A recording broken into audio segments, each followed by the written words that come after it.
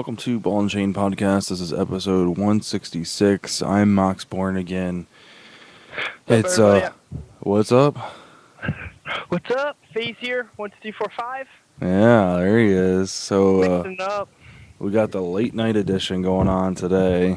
It is currently, what time is it? 12:30.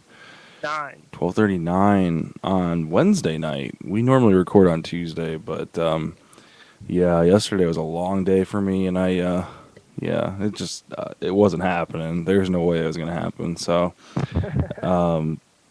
we decided last minute that I still wanted to get a podcast in because some big news happened this past week, and I wanted to talk about it before it was so far off the radar that nobody cares anymore. Which at this point, I don't know if that's going to matter anyway. But yeah, we're definitely going to be talking about Microsoft and their Control Z move they pulled last week. So Assholes. yeah, exactly. We'll talk about that in extreme length, but we got Faze on. I figured I knew I'd either be doing this alone or if I could rope him into helping me out, he'd be in on it. So I was able to get him in here. So what have you been up to, dude? Not much. Just working a lot during the summer. Working at Fry Foods 8 hours a day. Actually, 8.5 hours a day. Oh yeah, But, yeah, coming home smelling like an onion. But, that's disgusting. yeah, it's pretty gross. I have car fresheners in my room to mask the smell of onion. Yikes, that's unfortunate. Yeah. So what have you been up to? Let's talk about what we've been playing, dude. What have you been up to as far as gaming goes? I actually, to be honest, me and my buddies the other day were talking about older games, and I said Animal Crossing. Oh dear God. And he's like, oh, yeah, Animal Crossing, I love that game, blah, blah, blah, blah. So we talked about Animal Crossing for about, I don't know, I'll say a half hour. And I come home the next day, and I have about an hour car ride ahead of me, just sitting in the car. Mom and Dad are driving. So I was like, you know what? I'll charge my DS, and I'll play Animal Crossing on the way to where we're going. Played it. It's the best game ever. Like, I beg to differ. game has everything. Oh dear God. But GameCube version was better than the DS version, I think. Okay. All right. Well, I mean, I would agree with you there, definitely. I mean, the GameCube version was the first one. Obviously had all the bells and whistles, and I've never played the DS version, so I don't know if it's any different, but I do know the second Animal or the follow-up to the DS version was almost identical to the original, so I don't know what the DS had to offer. Yeah, I saw they made one for the Wii U, Yeah. whatever that is. Yeah. But Apparently it didn't turn out very well, so yeah, apparently not. Sad face. yeah. So yeah. As for me, we got in some Borderlands last night. I got to plug that in and actually have some fun. I'll tell you what, we tried to get that one achievement where you let the Goliath level up like 5 or 6 times. That shit is hard. Like, it's not necessarily like, I mean, we did die a lot, but let's be honest. Like, well, I'll be honest. I hadn't played the game in forever, and I was, we were both throwing grenades when we meant to reload and stuff like that because Halo controls and Call of Duty Yeah. controls. But it's hard to keep him alive and you not, keep you alive, him alive, and keep enough enemies around to level him up. I know that we got him pretty far, but then I think we advanced too far and opened up some floodgates, and that was the end of him. So Yeah. it was unfortunate. Not to mention I was a level 9 at the time. Yeah, that's true. Which, I mean, that's 2 people you have to protect. Right. Well, that is true. I didn't think about that there was an additional person. Plus, they were. I mean, you were way out leveled. We were on playthrough 2 even, so everybody is 40 and higher, and then on top of that, they're badass rank and everything. So Yeah, I sadly deleted my Siren, or my Phase Walker person. yeah, you're right. You're Siren. Yep.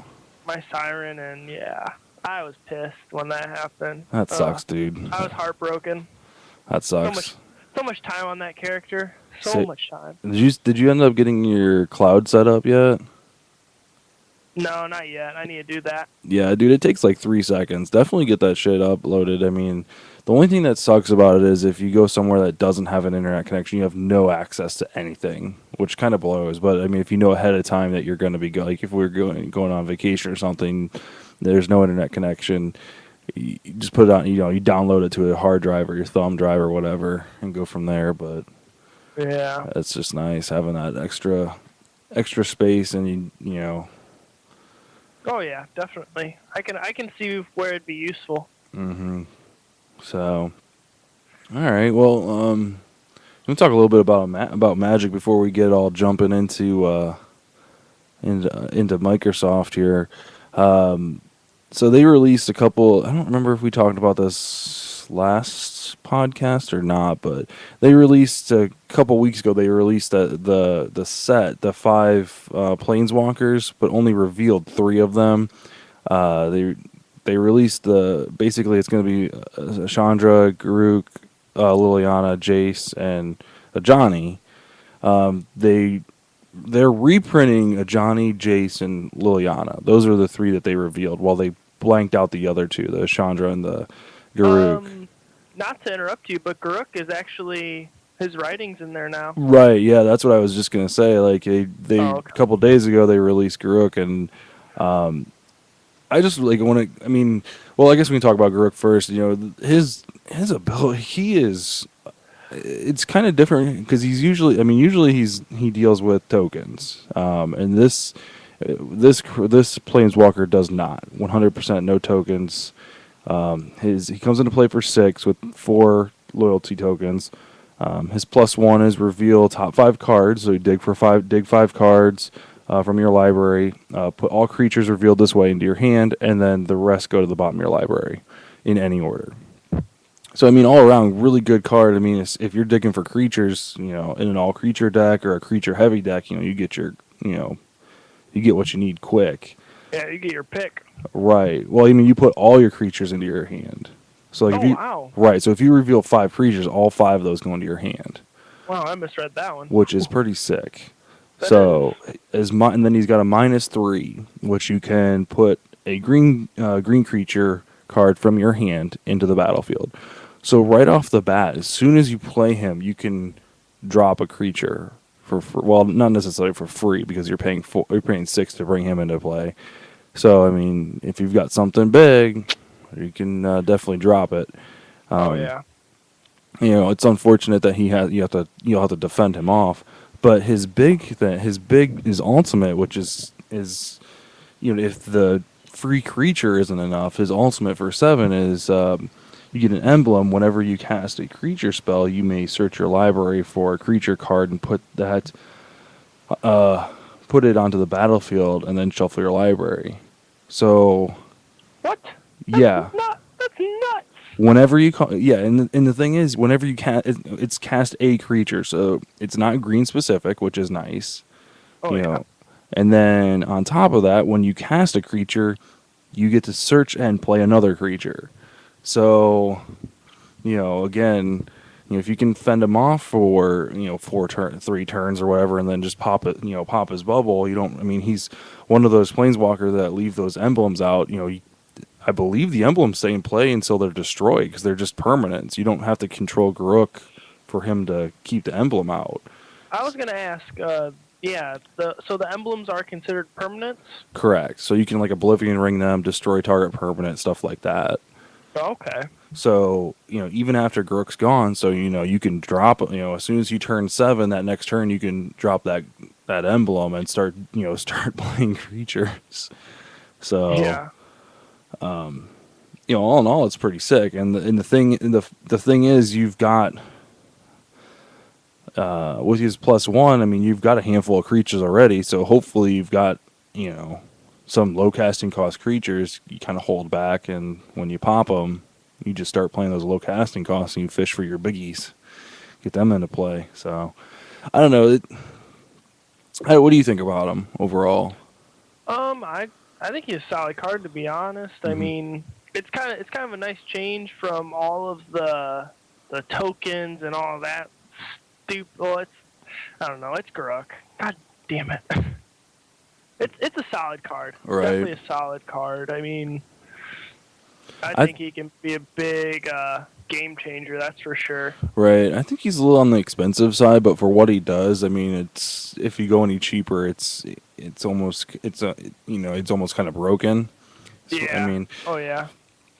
if I was going to go cheaper, I would kind of go the same route as as his Primal Hunter and go. If I was going to go 5 casting costs, go 3 Forest and 2 Colorless to at least make him a little more mana.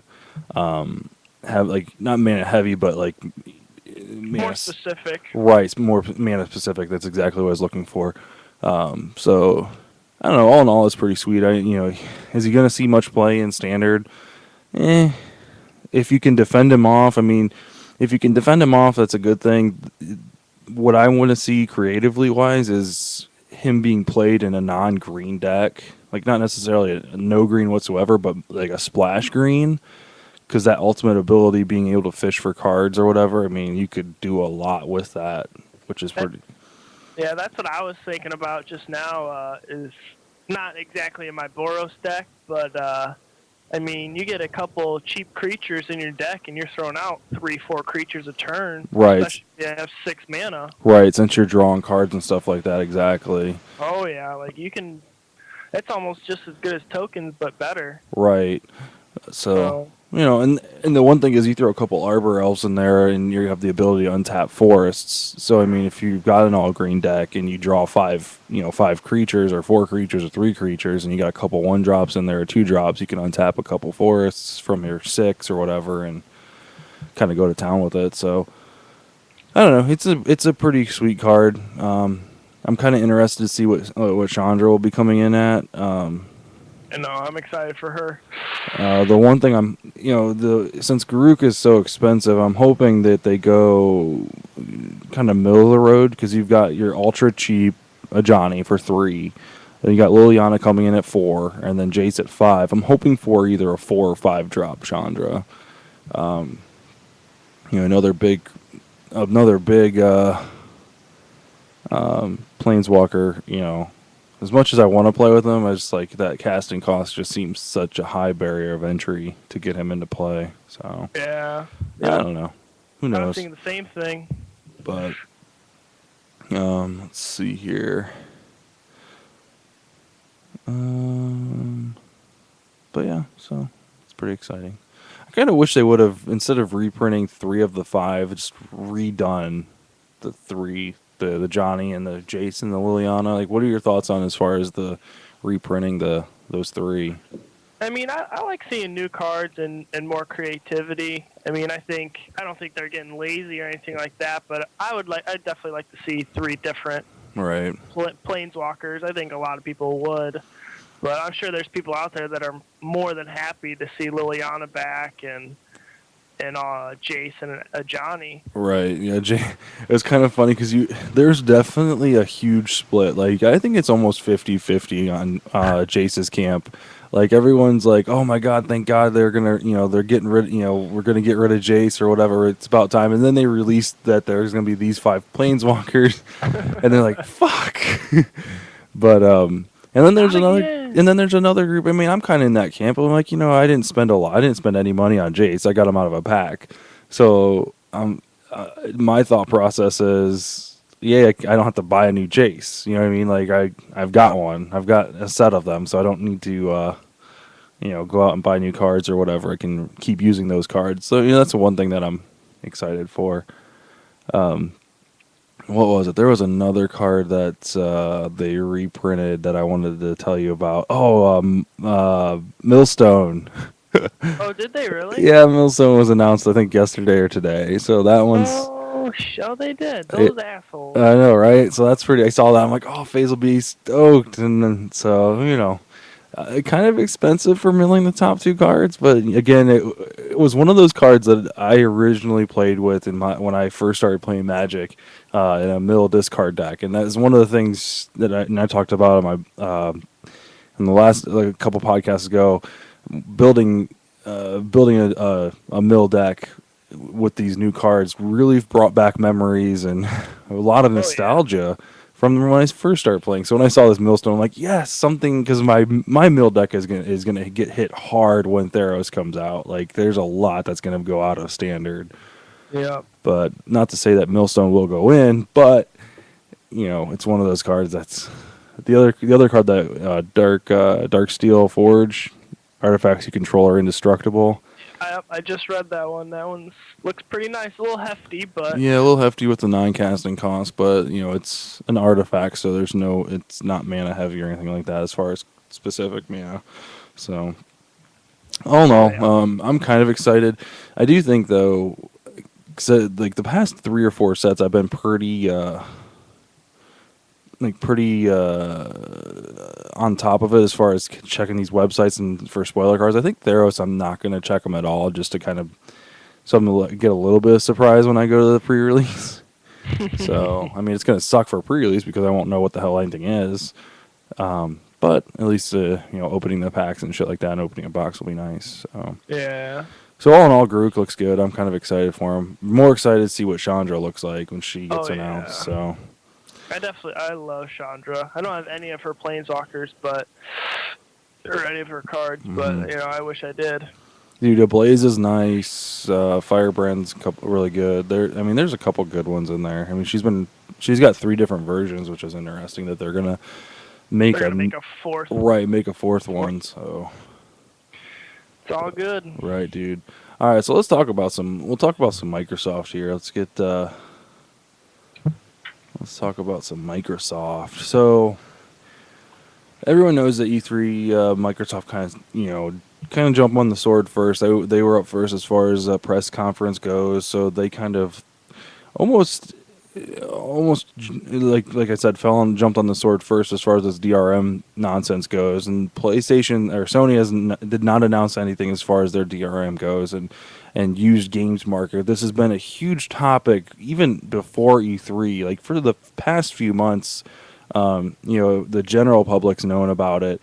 Even before that, there was leaked information as far as like how used games are going to work, and it's always been this rumor thing or whatever going around like amongst the internet. But it really started to come to fruition a few months ago. And after Microsoft came out and said, they didn't directly say we won't support used games, but they did say that each game will have a download code, and you'll have to or basically an authentication code, and you'll have to connect every 24 hours or whatever. And that, kind of really pissed people off.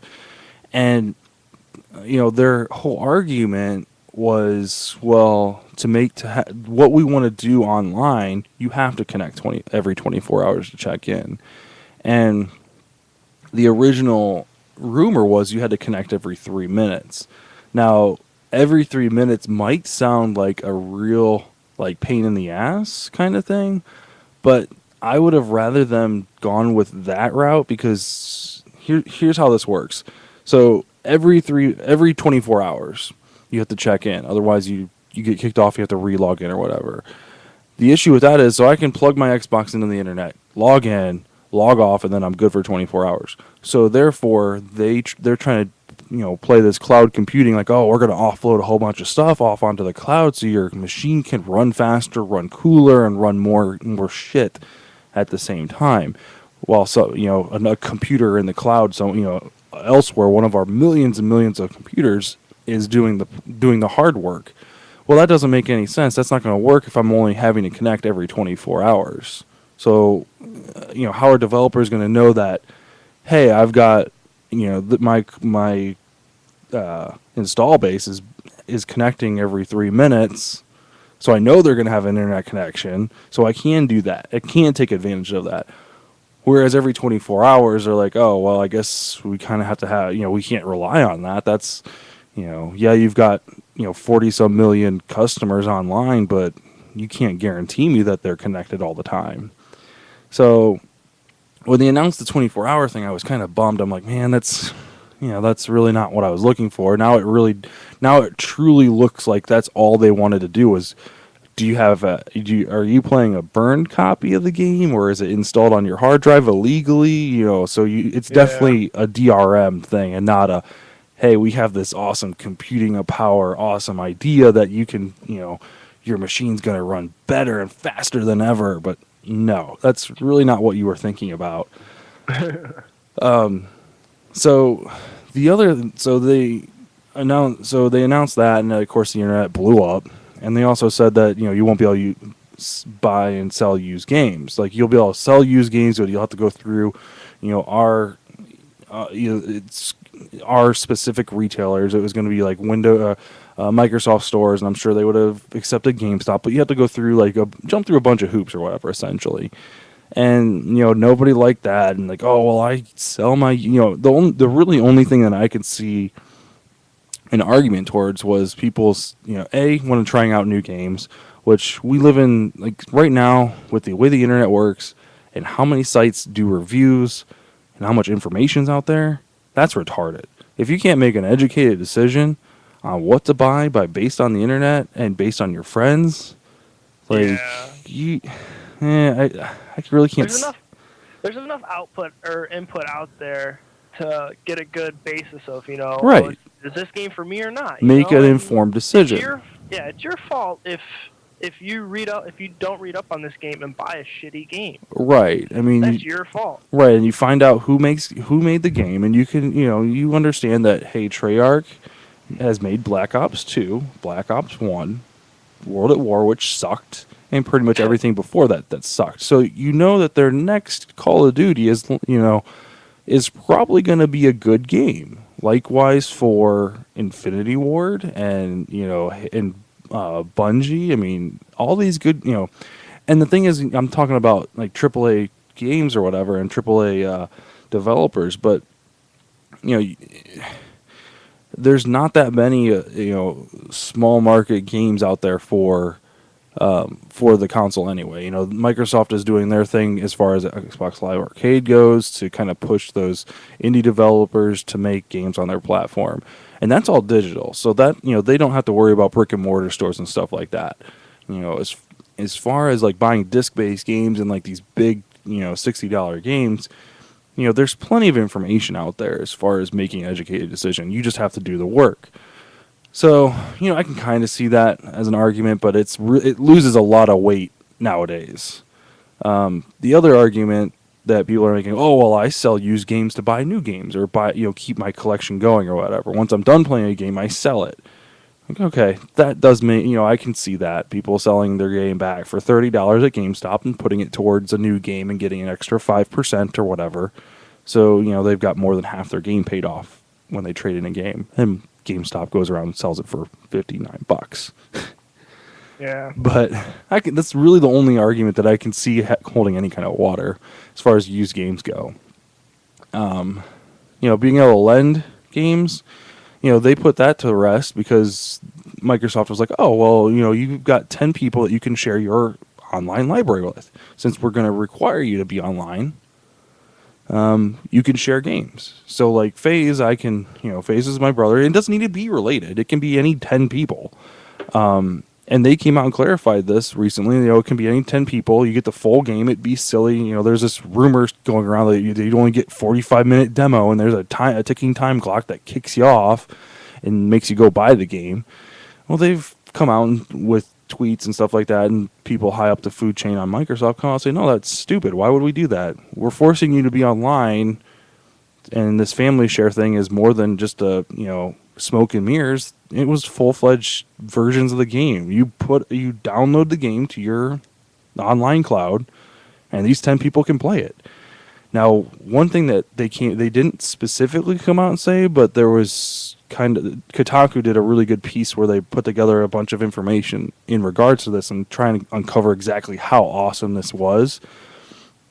So essentially what they've put together is like, let's say I set up the family account or whatever. Any game that I put on my account, I can play, and anybody on that account can play.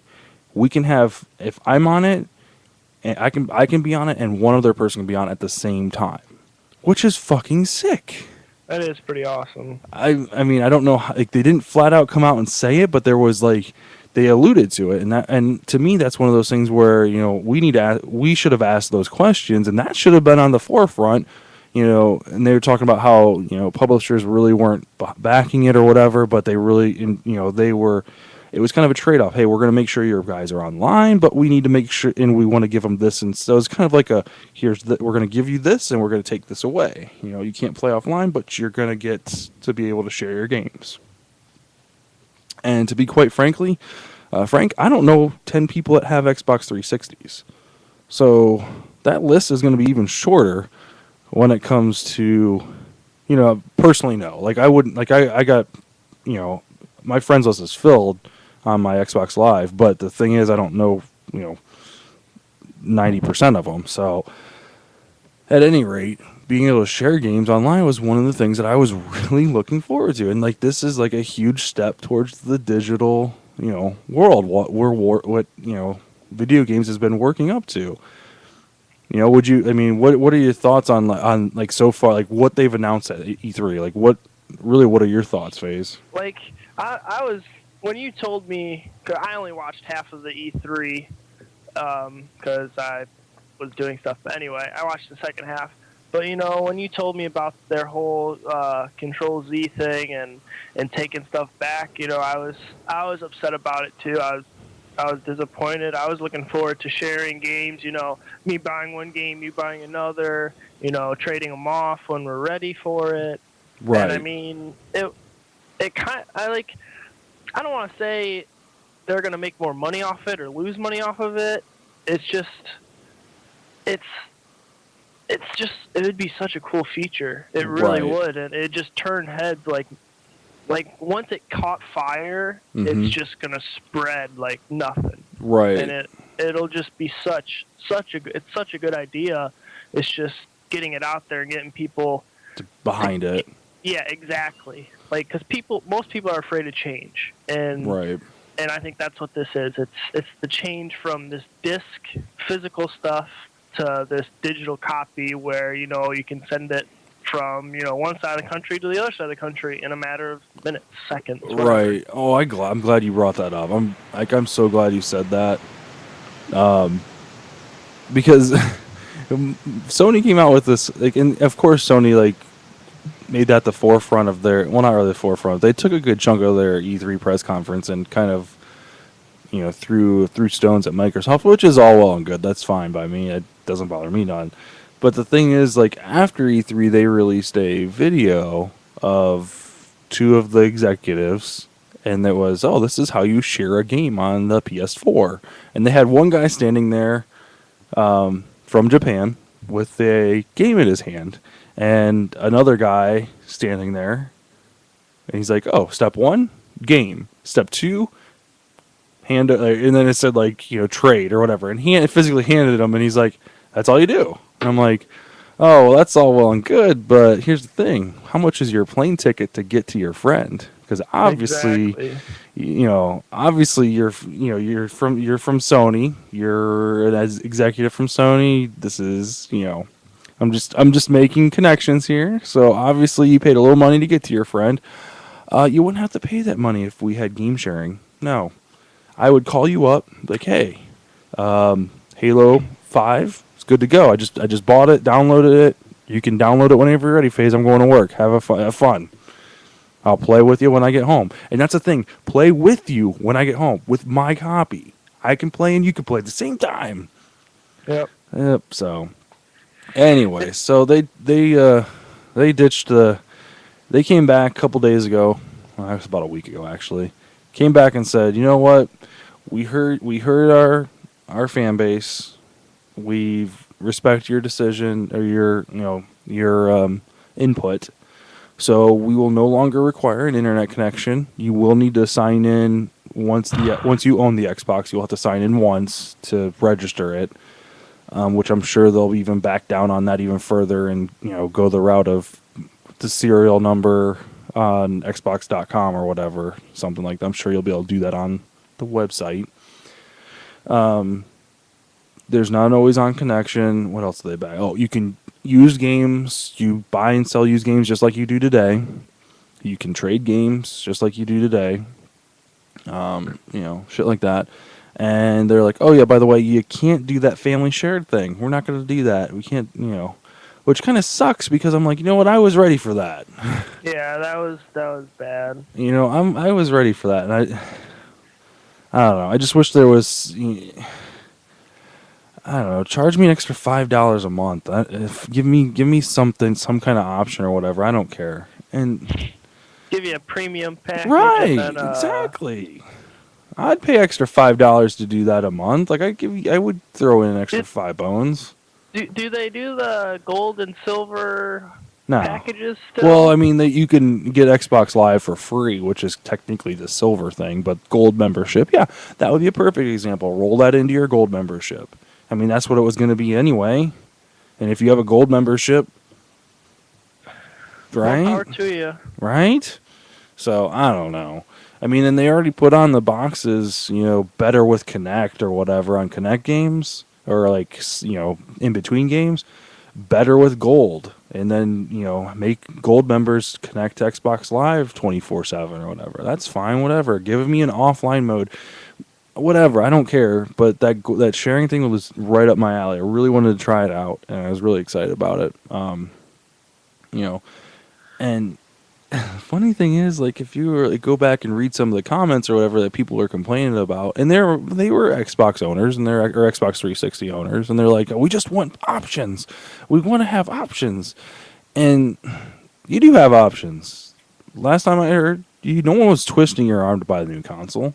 Most games you can play on the PlayStation 4, and the PlayStation 3, and the Xbox 360. Like, pick one. If the Xbox One is not your thing, not your platform of choice because of this online DRM, jump ship. And Yep. I think that's what.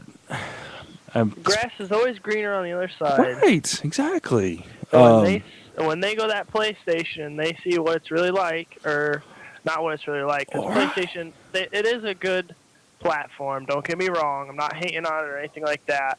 It's just looks can be deceiving. That's what it is. And the thing is, like, Xbox was the first console to put the network port on the back of it, the original Xbox, and they got so much flack for putting that on instead of the standard dial-up connection. Like, why are you doing this? Why? What? Broadband, that will never take off. Nobody has broadband. So they took a leap of faith, and look how it turned out. It turned out really well. Like, can you imagine what Xbox Live would be like today if the original Xbox didn't have an internet connection right out of the box? Terrible. It would be terrible because we would be going through the first version of Xbox Live growing pains with the 360. And we would awful. be in the same boat that the PlayStation in. Like, you have this leg up on the PlayStation. Digital distribution is gonna happen whether we like it or not. Let's embrace this and make it happen. So, I think it's like we talked about it before the show. It's gonna happen. It's just that they're gonna have to roll it out a little bit at a time or whatever. And the thing that's gonna suck is I have a funny feeling that the sharing thing is gonna make the cost of Xbox Live Gold go up. It's unfortunate, but I think that's what it's going to result in. Like, oh, you know what? They're thinking in the back of their minds, we're getting killed. And I think this is exactly what happened as far as why they backtracked so fast, because it wasn't even a week and they went back on all their shit. I think what happened was all their retailers and all their third-party retailers and the online pre-orders were showing that they were getting crushed by the PlayStation 4 as far as sales go, like pre-orders go. And they're like, maybe it's not that important that we have them connect to Xbox Live every 24 hours. Maybe we just roll that out going forward. Maybe we'll roll that out separately. And they got to think, like, you know what? We're still going to charge them $100 for that Kinect thing. Like, that's a given. We're going to do that because they're getting extra hardware, so we can kind of justify that. There's a physical piece in the box that we can justify the expense. And then they're going to be like, you know what? We can just go ahead and we'll just match the PlayStation for now and Sony, and maybe in 6 months, 8 months, maybe we'll be like, you know what? that game sharing thing. It's ready to go. $5 bring we're gonna bump up from here on out. Gold is gonna be an extra $5 a month. It's only a matter of time before Sony does it before Microsoft. Well, I mean, they already kind of. I mean, well, they're not doing the sharing thing, but I mean, Sony's been pretty good. I mean, Last of Us was day and date with physical release. Their digital was day one. So I don't know. And Sony, Sony was you didn't really hear much about it because of the giant, fuck up that the Microsoft E3 press conference was, but you didn't hear it. But in order to play online matchmaking, you got to buy PlayStation Plus now. So, woo! I know, right?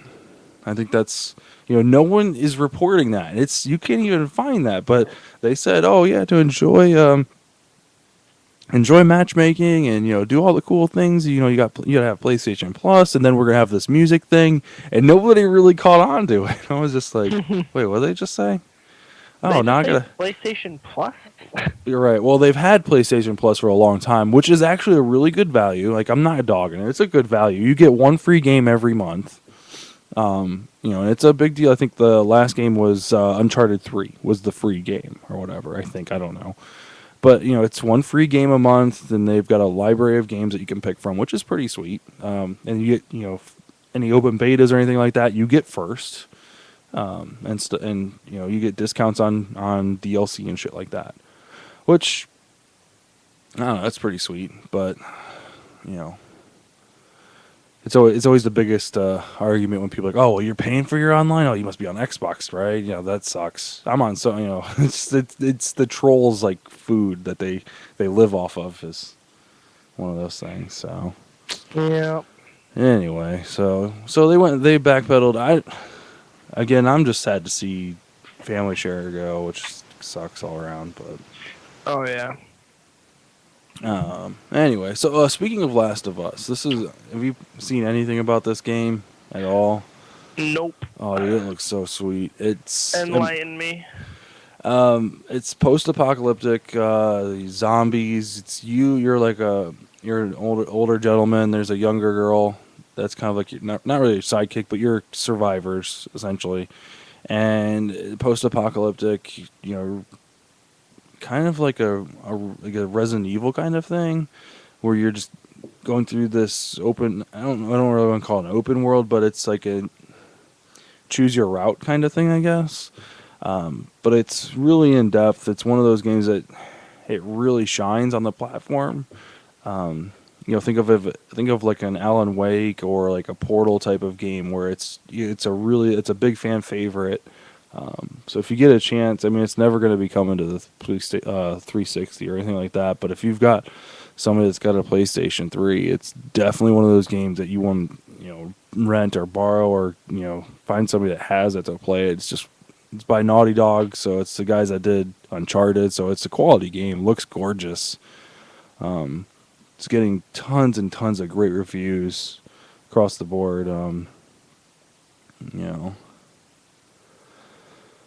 But still looking to pick it up. Looks amazing. Amazing. Borderlands 2 got some DLC, which is exciting. Tiny Tina's, what is it called? Assault on Dragon's Keep. This is the 5th DLC, I believe.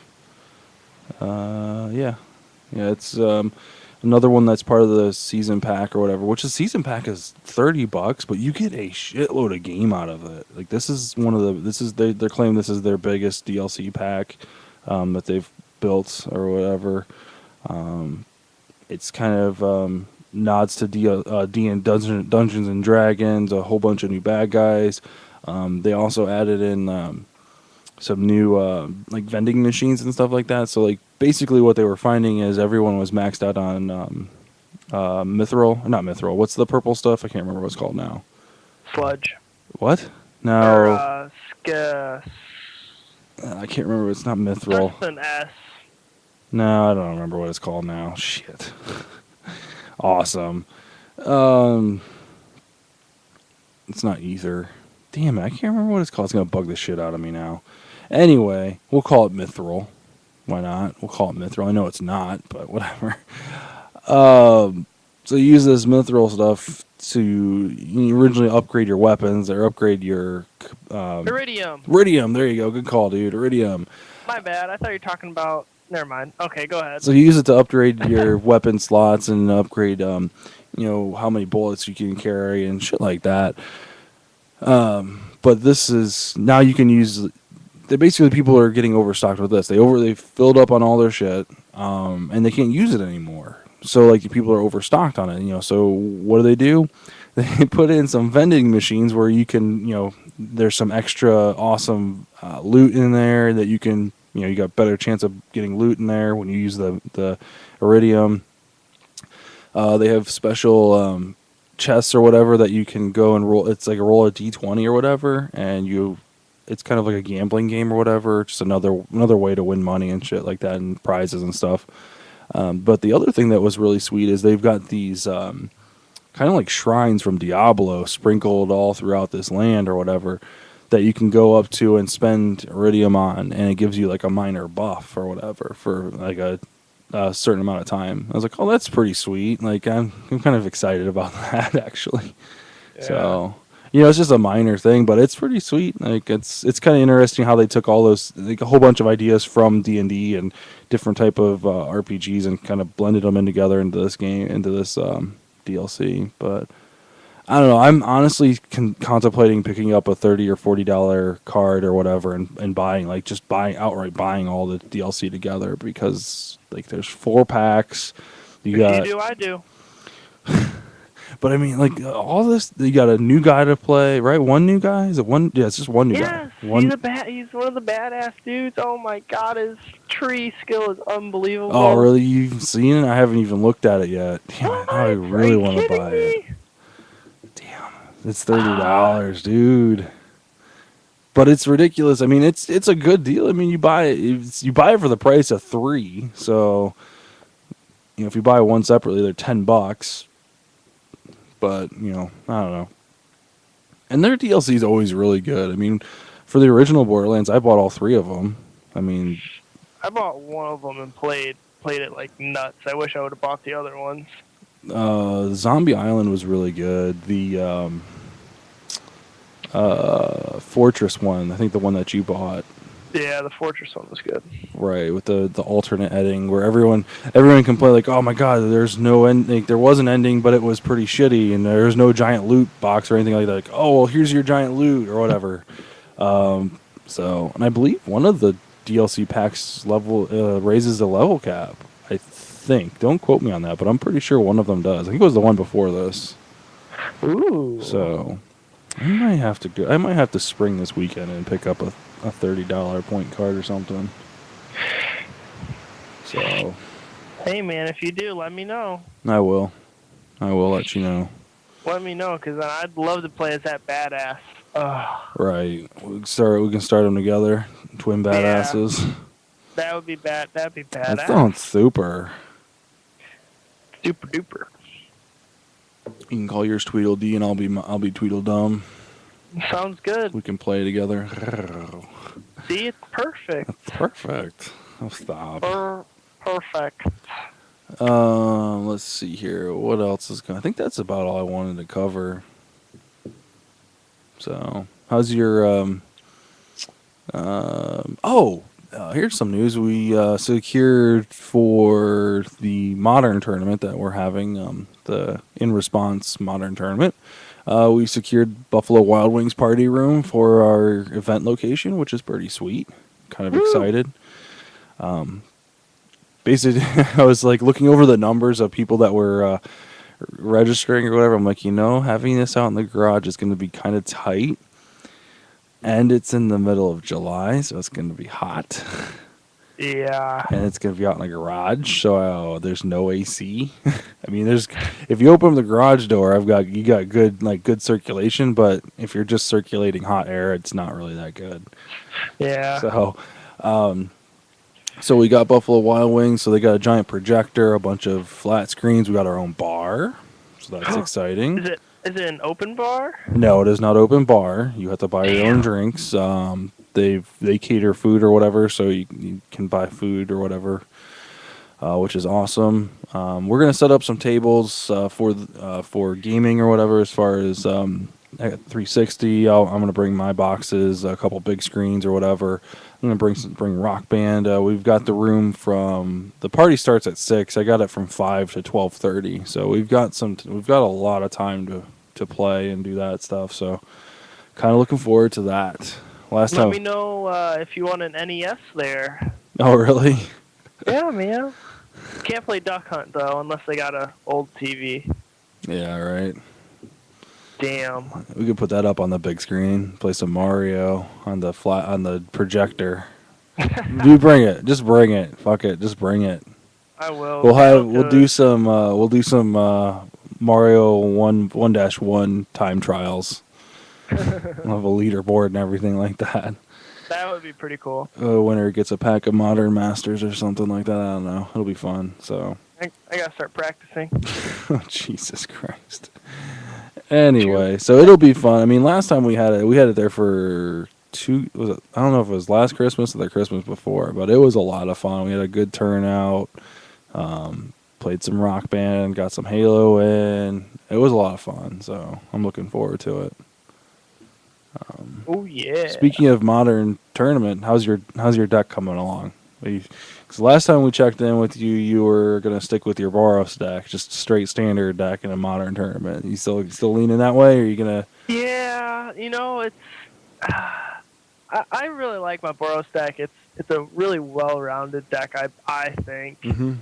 And me building my sideboard, I think it's just getting that much better.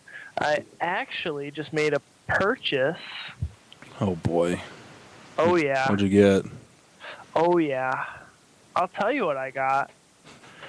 I just recently got in the mail another Sacred Foundry, so that makes 3 or 4 Sacred Foundries in this deck. Nice. Which is it's a nice addition. Right. And then I also bought 2 Clifftop Retreats. Nice, good purchase. How much was the Clifftop Retreat? I'm just curious. Both of them, they were together. Mm-hmm.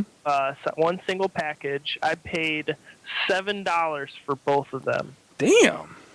Yeah, that's what I said. I was That's a like, good buy, dude. Dude, I need to give you like $50, and I need you to buy some land for. I don't know where you're getting this from or whatever, but I need you to pick some land up for me, because that's for 2 of those things. That's not bad at all. I know. That's what I said. I was like, wow, because I usually look at the TCG player, Right. and I usually type in my card, and then whatever that says, I usually go $1 or $2 underneath that and just bet on a couple different. Are you betting on like auctions. eBay? Yeah, on eBay. Oh wow. Okay. I'm not betting. It's an auction, Okay. and right now TCGplayer.com is selling Clifftop Retreat for $5.99. Really? Around $5.99. Damn, the markup in the card shop is ridiculous then. Because, well, that's the other thing. Like, because Amanda, like, I was trying to help Amanda build her life gain deck, and we came across a Johnny Pridemates, a Johnny's Pridemate. It's a 2/2 for 2, and whenever you gain life, you get to put a +1/+1 counter on him. Pretty sick. He's an uncommon. In the store, they're selling this guy for $5, cheapest $5, and I'm like, not gonna pay $5 for an uncommon, for one, just one. That's expensive. So I went online. I'm looking online. I'm like, damn, it's just about as expensive online. I found a couple that were cheaper or whatever. So I found a set that they were selling for like $1.15 or whatever, $1.20, and then I was gonna buy a set of 4.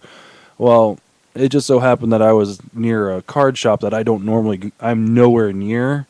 And I'm like, you know what? I'll stop in, see if they've got them, and if they're $5, if they're not under $1.50, I'm just gonna say fuck it. I'm not, there's no sense in spending more and just whatever.